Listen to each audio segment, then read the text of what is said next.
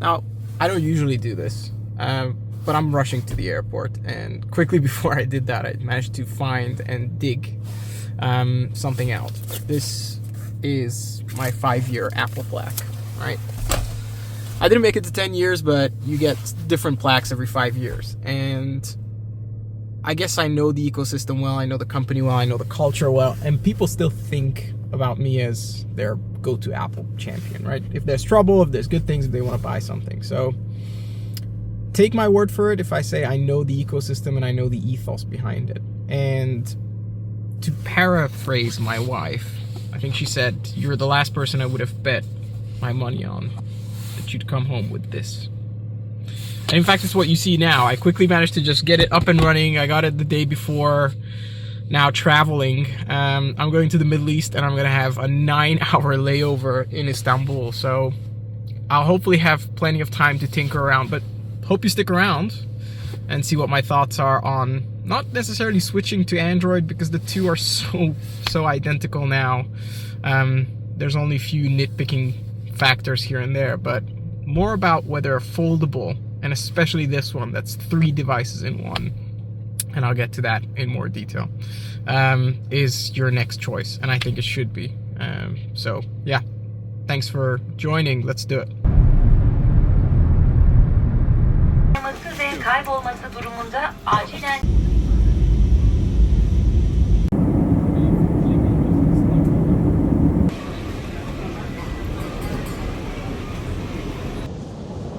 Alright, well, halfway through the 11-hour layover, as it stands right now. It's not a better time to get a new phone, I'll tell you that much. And I guess might as well just give you a quick summary before I get interrupted by the comms telling which flight's last call it is at the moment. And I've got the beautiful navy blue with the S Pen case that fits perfectly. It's the one I saw, and I immediately fell in love with it. The screens themselves are vivid, but they are also glossy. That's something to keep in mind. As I quickly found out, we were flying through like a beautiful sunset, golden hour and sunset. And the person 1 row behind me on the other side fell asleep, didn't put the window blinds down, everybody else had them down, and it glared directly onto the screen. And so I was watching a movie, and I could see my face the entire time. So that's just something to keep in mind. As well as, yeah, I just want to point out, this is my stepdad's iPad mini, right? It's a few years old, but it's almost hilarious that the screen real estate is exactly the same. Like, you don't believe it until you see it, but in terms of how efficiently they used this screen and the fact that you can fold it in half and put it in your pocket, it's incredible.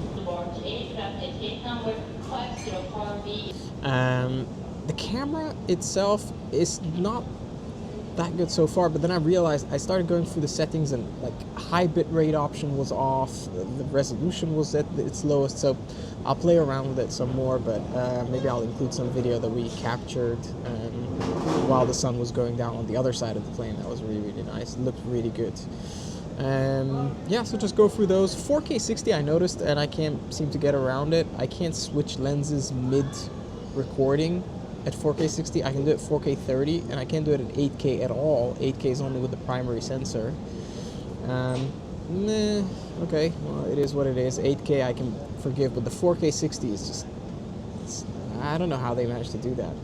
I'm sure it works with some third-party app, but it just seems strange. So far so good. I'll play around with the S Pen. I'm not a big sort of drawing person, but I do use this for Lightroom, and it's really good that Lightroom is optimized. When you have it in the portrait orientation open up, then all your sliders and all your curves and everything else are under the asset that you edit, and so you get to edit it with the full view of the asset you're editing. So watching content on a journey as long as this, can't ask for more. So alright, well, 5.5 hours to go, so I'll catch you in a bit.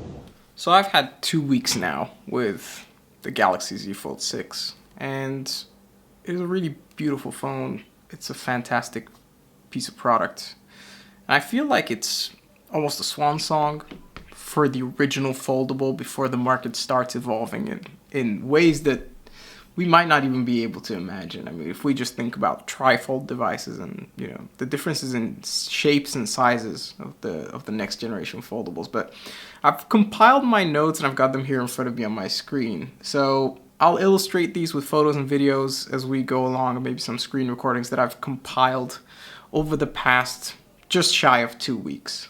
So I think first thing first is I want to do the weird stuff that I might be wrong about, so take those with a pinch of salt, and as it's Android, there might be some solutions and workarounds, but those were the first ones that sort of stood out, and then I want to go over the bad stuff that I wish was better, and then close it out with the positives, and also my wishes for the next generation.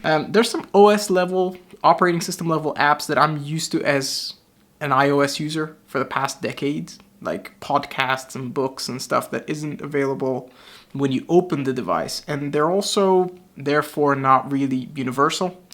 So I made my mistake in buying all my books and stuff on iBooks, but now I can't read them unless I take my MacBook with me. But that's just something to also consider, that there isn't an OS level app, which is in this case good because it forces you to sort of go with something like Amazon's Kindle or whatever else, Audible, that is platform agnostic, so to speak. So just consider that as well. I actually considered leaving Apple One because I can't use the Apple TV app.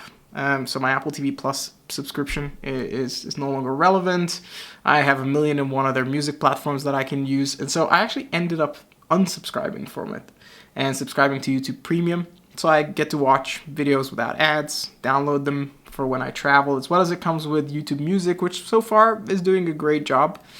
Google One, however, as confusing as that is not the same thing. So it's not the same as Apple One. It doesn't include any sort of a video service. It doesn't include a fitness service. In fact, it doesn't include anything more than like storage. And if you pay for the premium, then you get the best version of Google's Gemini AI algorithm. So a little bit of a confusion there as somebody who's switching over. Battery life, we might as well talk about it now, is around 6-7 hours screen on time, no matter what you do. And in the first few days, as many people have described this, it is a little bit less because the device is calculating your usage. But no matter what I do, I can't really stretch it beyond 6 to 7 hours with even light performance setting switched on. It's okay, it's not the worst. I can stretch it to maybe 7.5 hours, but I can't really get 8-9 hours out of it. It's a 44 milliamp hour battery, and they stuck with it for the special edition, which we'll talk about in the later segment. So camera during daytime is great, honestly. It's poppy, saturated, the typical Samsung stuff. Nighttime, the primary sensor shines. The 3x is surprisingly good. Little misses here and there, and the ultra wide is just about passing the bar, and that will come in later when you think about the price and the value for money that you're getting. So the camera seems to expose for shadows and really lift them up to the point where any sort of highlight is just blown out. And so what I constantly have to do is pull it down, and that takes time, and it's very iffy because the UI is quite small and it often misunderstands and ends up separating autofocus lock and auto exposure lock when I just want to adjust the automatic slider. So that's really annoying. RAW files are capable, not the most flexible. They don't have that much latitude before they start falling apart, especially when it comes to colors. And yes, there are glaring issues with regards to the lenses on the back of the device. So similarly to how we're annoyed with the iPhone having those little halo circles, you do get them here at certain angles at night. Autofocus is okay. It does have subject detection, which is nice, so you can actually continuously focus on your subject. And I really like the image that I get out of the 3x. I realized after a few days how much I prefer it to the 5x on the 15 Pro Max and the new 16 Pro series. So yeah, 3x around 70mm mark is a very useful focal length, and it does create very nice portraits as well. So there's a weird bug in Lightroom. I bought this specifically because I want to use Lightroom and other apps on the go. When you use it with the S Pen, it misses the mark and adjusts the thing that's underneath, the slider underneath. So if there's exposure and contrast, I want to adjust the exposure. and it ends up adjusting the contrast, which is just really frustrating, but it only happens every now and then. I did notice that the S Pen works very much if you do it direct angle on the screen and not sort of even a little bit sideways. I wanted to do the pin note to the front screen, and that is only available if you have always on display, which makes sense, but it doesn't tell you by default. So if you opted not to have always on display, that feature is missing. And so I ended up searching for like an hour until somebody on Reddit said, oh, you need to enable always on display. But keep in mind that the S Pen only works on the inside case. So you need to do the S Pen gesture by double tapping anywhere on the inside screen, screen right, whatever you want to do, and then pin it, and then it will appear on both screens at the same time. I expected a little more widgets. The sizing isn't very adjustable. And also, one thing that is very good about the Samsung widgets is that there's a transparency slider. And that transparency slider makes everything just look so much more elegant. You can get rid of the whatever colors. In Google's case, the Google widgets have this weird teal color to them, and I really don't like it. It doesn't fit any of the things I wanted to put in the background. So I wish that transparency slider was available to everyone. I'm not sure if it's like an API problem where they don't have access to this feature and they cannot incorporate it, or simply third-party developers don't feel like they want to include it. But there are good apps specifically for widgets that allow you to customize it to the absolute smallest details. All right, bad stuff that really frustrated me. As I mentioned, camera can be weird.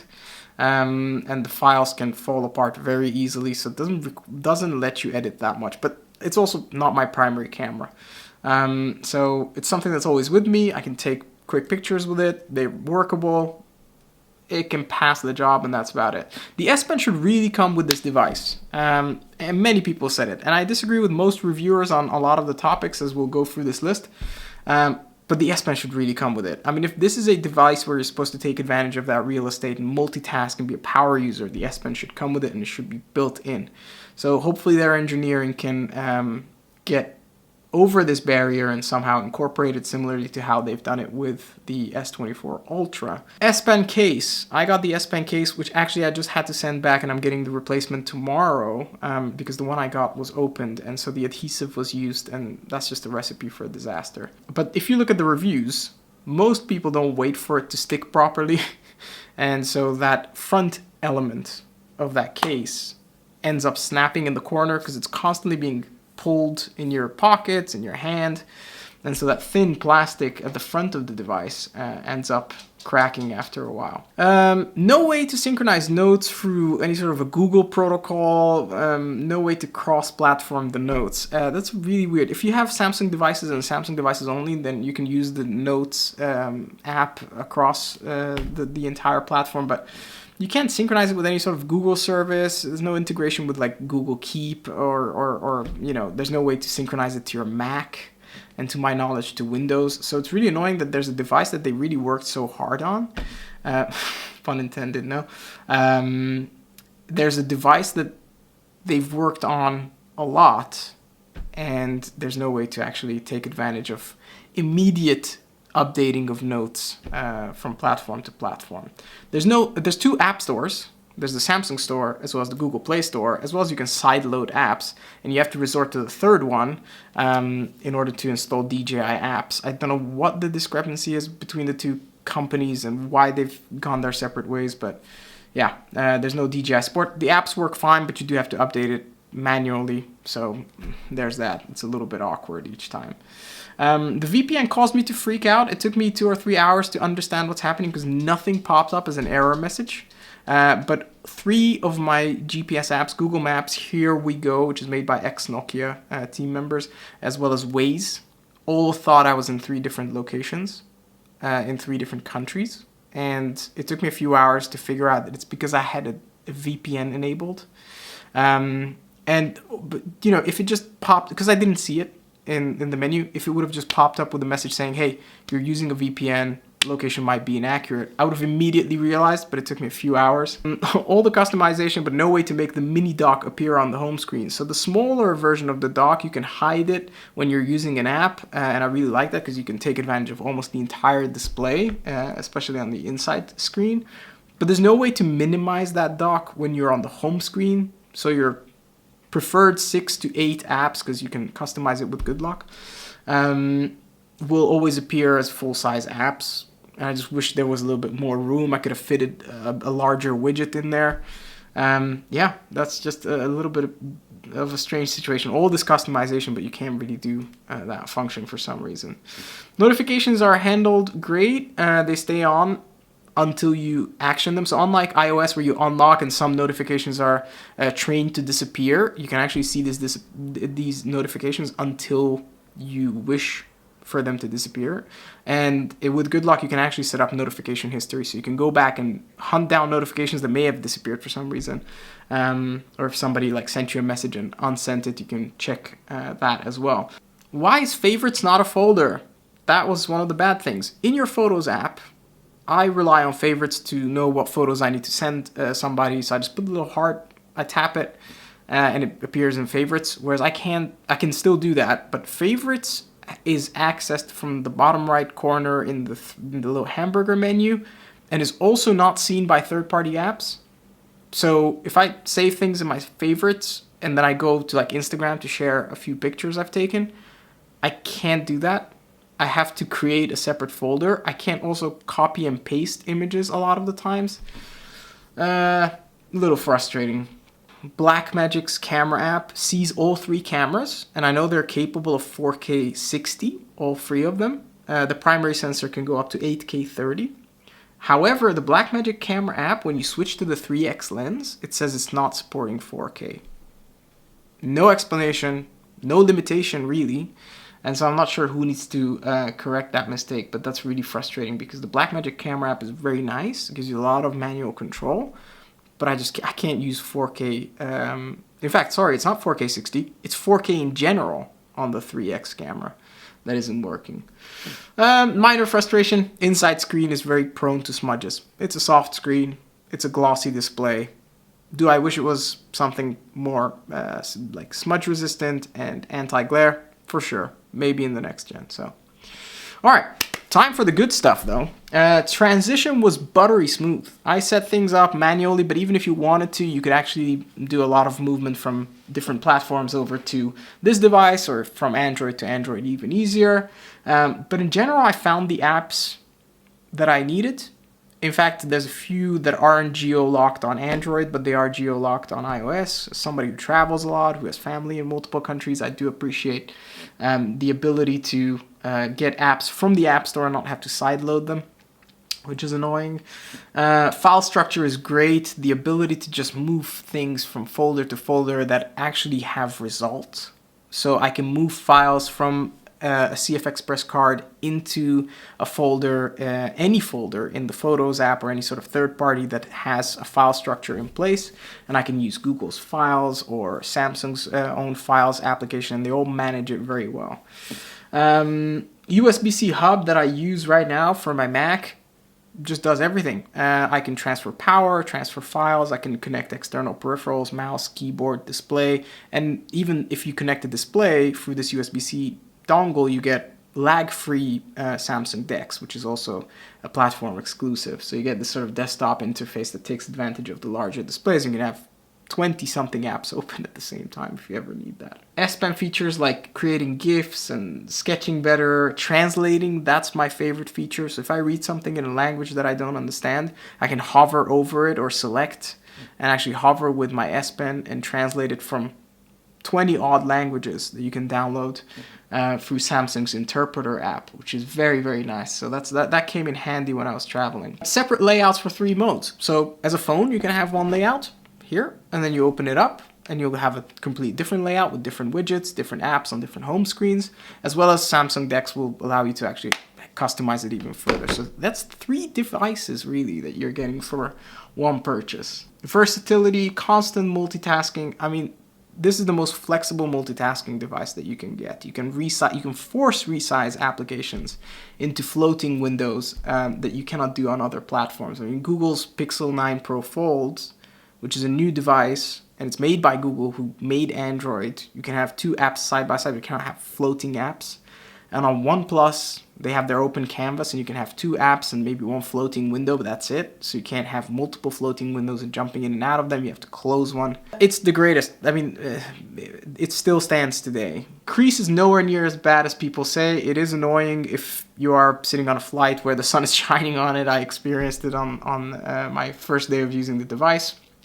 But it's nowhere near as bad if you're using it. People who stand next to you and they go, aren't you annoyed by it? You know, that's their perspective. But if you give it to them, they look at it, oh, wow, you can't see it. Especially in bright mode. In dark mode, it's more visible. But in the standard bright mode, it's not that visible from almost all angles that you use the device. Brightness outside in full daylight, and I just came from the Middle East, very harsh sunlight everywhere you go during the day. Never failed, never overheated.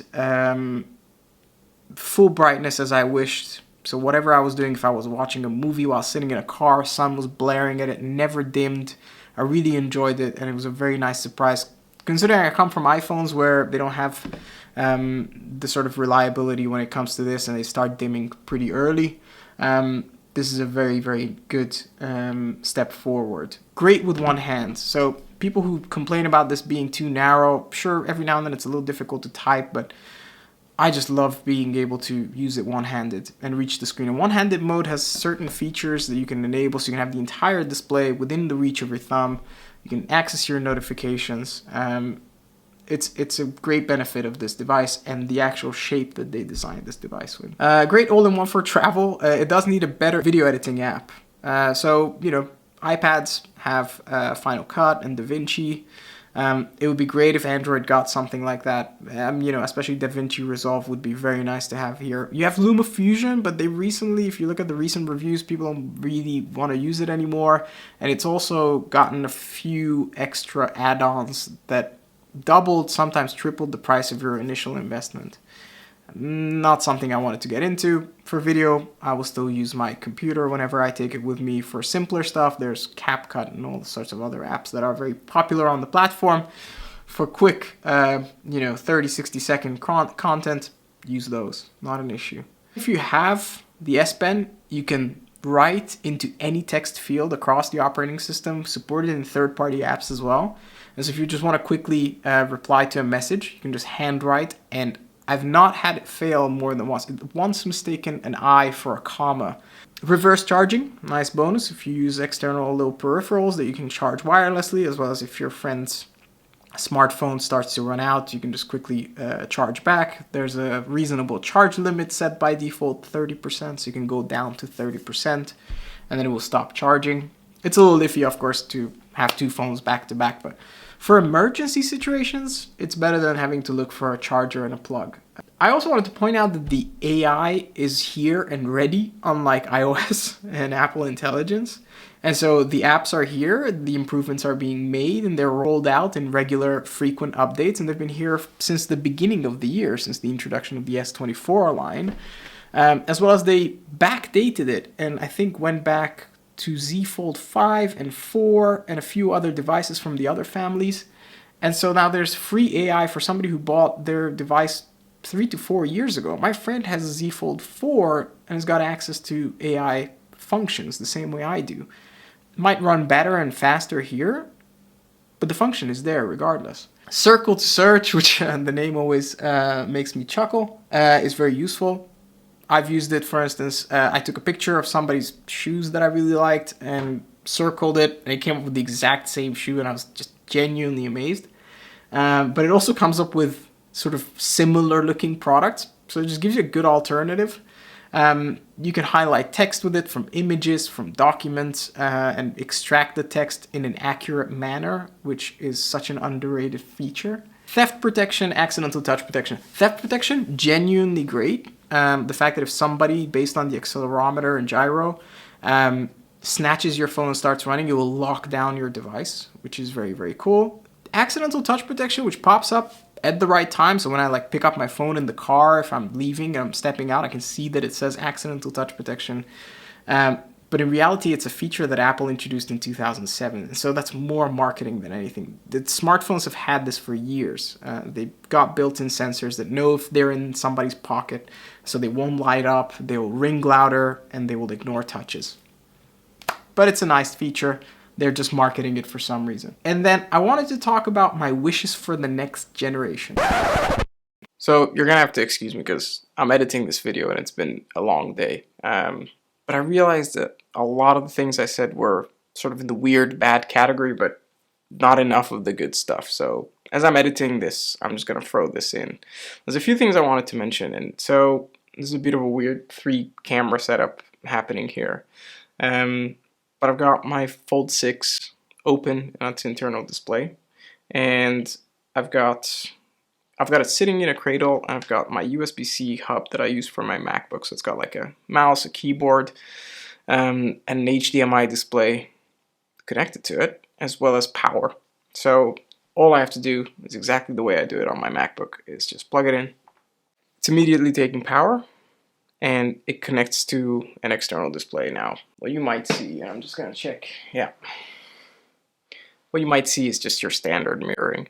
You can do this on any smart TV or whatever it is. So then you pull down on the notification shade and enable DeX, and that's where the magic happens. So what you have now is a mouse input with left and right clicks and a full keyboard, and in reality all of your apps, thanks to Samsung's optimization, pretty much all of them can be used full screen,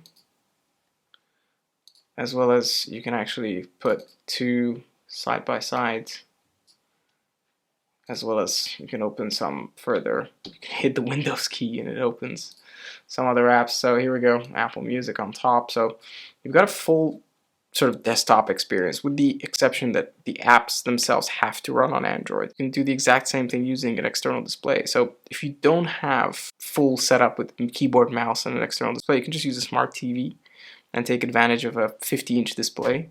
So yeah, I can just go Lightroom, open it up. Here's an image. This is why it's been a long day, because he's had his big boy surgery. But yeah, effectively the same way as you edit your image on a desktop, you can now edit it going forward on this display, and then you can use all your same tools. You can close all your apps. Samsung DeX, right? Free of charge. It's in your device. You can use it wirelessly using a smart TV or a smart display, and you can use it on just a standard USB-C hub. I wanted to mention a few other things. So while you're doing Samsung DeX, your phone doesn't seize up, right? It just continues working like a phone. You can actually make phone calls with it. You can use your camera. You can, even if you decide, you can watch Netflix while you're working, or you can watch your favorite sports team win or lose. With 20-something apps, I think 26 apps is the maximum you can open at the same time. The structure of a foldable device allows you to actually use your best cameras, the ones on the back of your phone, whilst you actually have full control, as well as a viewfinder. So you can use the outer display, your covered display as they call it, and take selfies with it. So if you have a group of friends that you want to take a picture with, you can now use your ultra-wide camera, especially during nighttime or even in daylight. Actually, it makes a huge difference. So just better selfies for the family or friends.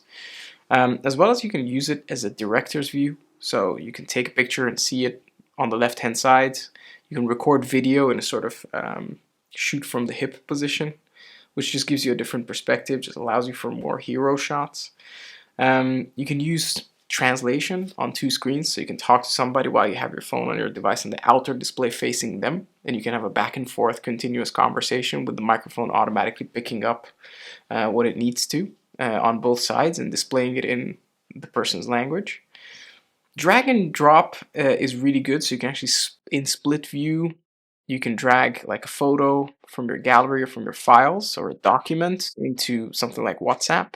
So like Facebook Messenger, like made by the same company as WhatsApp, doesn't support it. So it's a hit and miss. I just wish more developers would take this on board. For me personally, it's the ultimate portfolio device. So I told you in the beginning of the video that I'll tell you why I chose this. Apple doesn't make a foldable. For me, the screen real estate allows me to show my portfolio, my work, my photos, my videos, my drone work, my real estate work, to people anywhere that I go. Even if I have, you know, if I go to somebody's office and I connect to their displays, I can just use a 50-60-inch display. It just allows me to be ready at any time to present the best side of my work. Slow-mo, like any video that you store on your device, it uses interpolation. It's not witchcraft. It's an existing technology.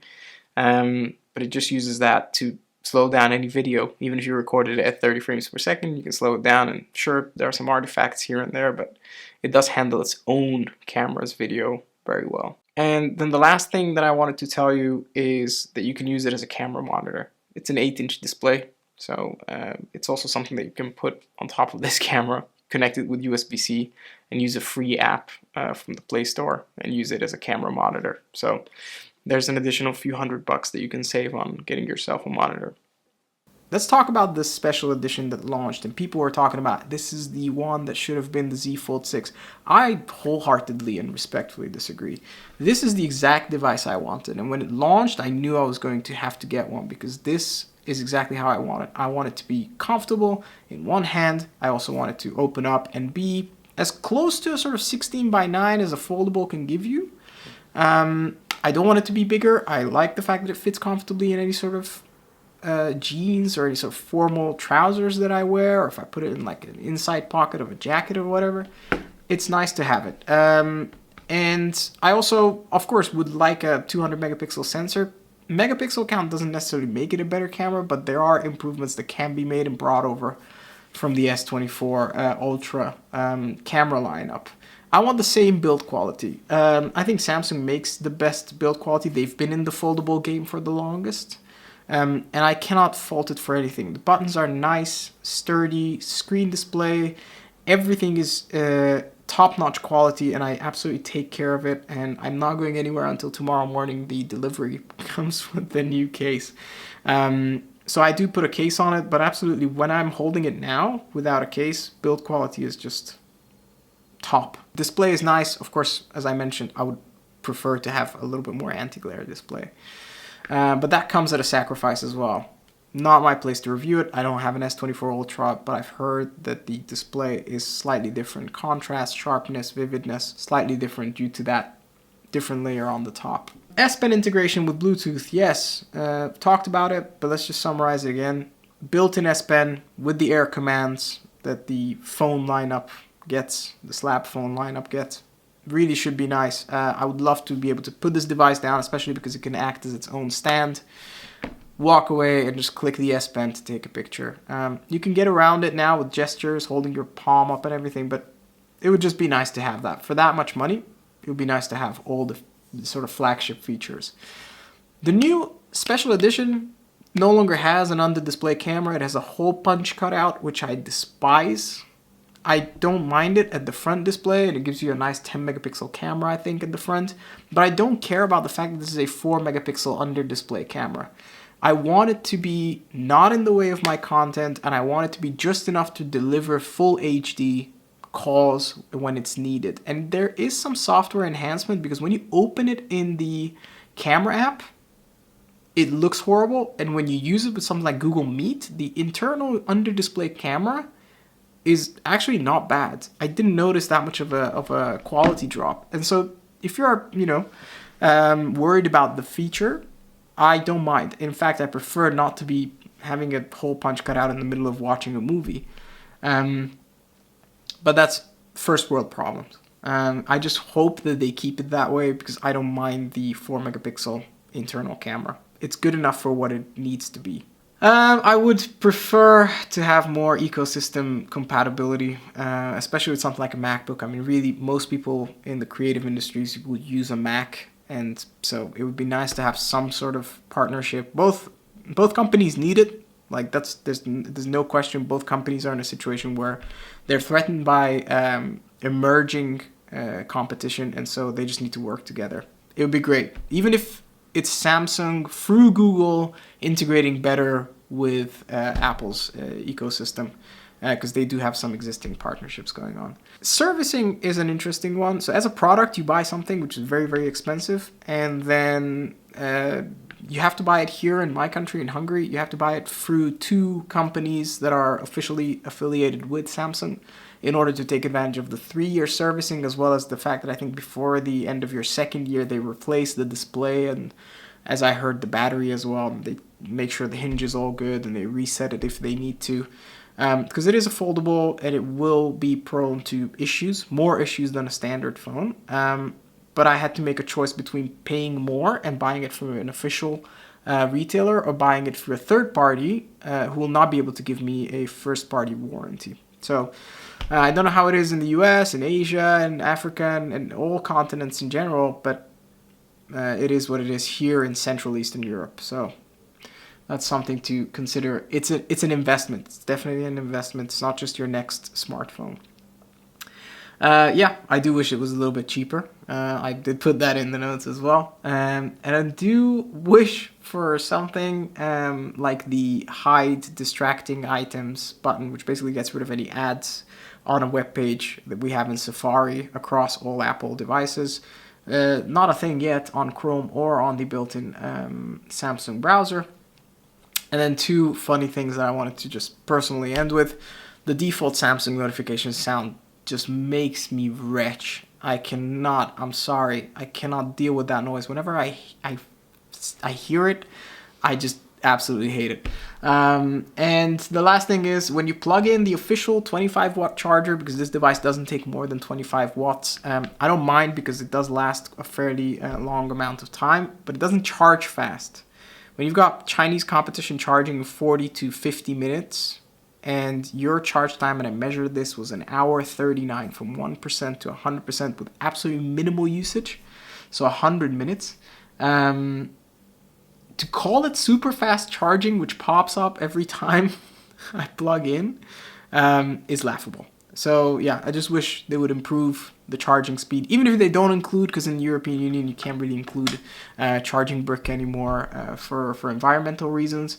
But it's just very funny to see super fast charging on a device that charges 2, sometimes 2.5 times slower than its competition. So I guess that's really about it. I'll throw in some examples as I edit this segment, so you'll see what I'm talking about with camera and multitasking and everything else. But in reality, that's about it. If you're considering this device, it's great, and I think it's the last of its generation before the influence from the Chinese and Korean markets, larger devices and different specs and chasing camera numbers, ultimately takes this device in a different direction, as Samsung is forced to step up their game, not necessarily in ways that I would feel comfortable with. I wanted to get in on the game. So for the next 2-3 years, I'll happily use this device. And if you're on the verge of getting this, there are constant deals, at least in the United States, for you to get it. And I cannot recommend it enough. It's a great foldable, it's a great travel device, it's a great multitasking powerhouse. So my hat's off to Samsung. Thank you for watching. I know this was a very long video, but if you needed that final push, this is it. Do it. I'll see you in the next one.